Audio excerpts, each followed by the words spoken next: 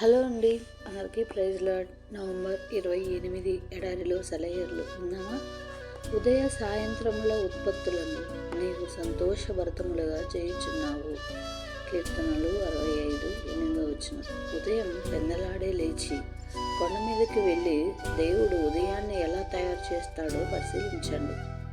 దేవుడు సూర్యుని పైకి నెడుతున్న కొలది ఆకాశంలో బూడిద రంగు మెల్లిమెల్లిగా కరిగిపోతుంది.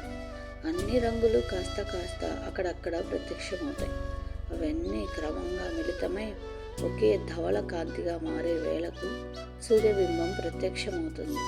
దినకరుడు టీవీగా బయలుదేరి తన కిరణాలను భూమిపై కురిపిస్తుంటే ఆ సంధ్యారుణిమలో ప్రకృతి దేవుని మహిమను వర్ణిస్తూ గొంతెత్తి పాడే పాటను వినండి.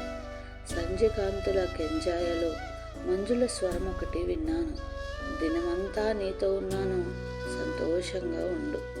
ఉదయవేళ వ్యాపించే నిర్మలమైన కాంతి సత్యం గురించి నా హృదయం తాతాలాడేలా చేసింది. ఆ సత్యమే నన్ను ఉదయమంతా స్వచ్ఛంగా చేసే మహిమ కలిగి, అది ప్రకృతి ఆలపించే మధుర గీతికలో శృతి కలపడానికి నాకు తోడ్పడుతుంది. ఉషోదయ వేళ విసిరే గాలి నా నాసికా రంధ్రాలలో జీవాన్ని ఊదిన దేవునిలో నేను నా ఆశలు నింపుకునేలా చేసింది.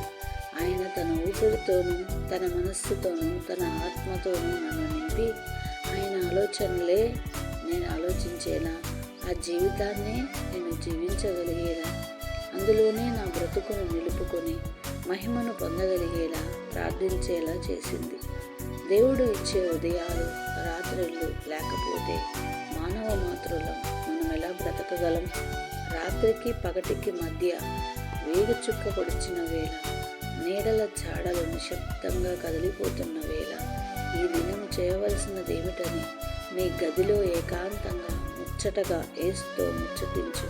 ఆయన చిత్తం ఏమిటని నేను నడిపిస్తాడు. పర్వతాలు వంచుతాడు, ఎడారులు పూలుపూస్తాయి, మారాధార మధురమవుతుంది. ఈ జీవన యాత్రంతా తెలుసా? జైత్ర యాత్రని. ఉదయాన్నే ఆయన్ను ఆరాధిస్తే నిజమే ఇదే ప్రతి నిత్యం. Praise the lord.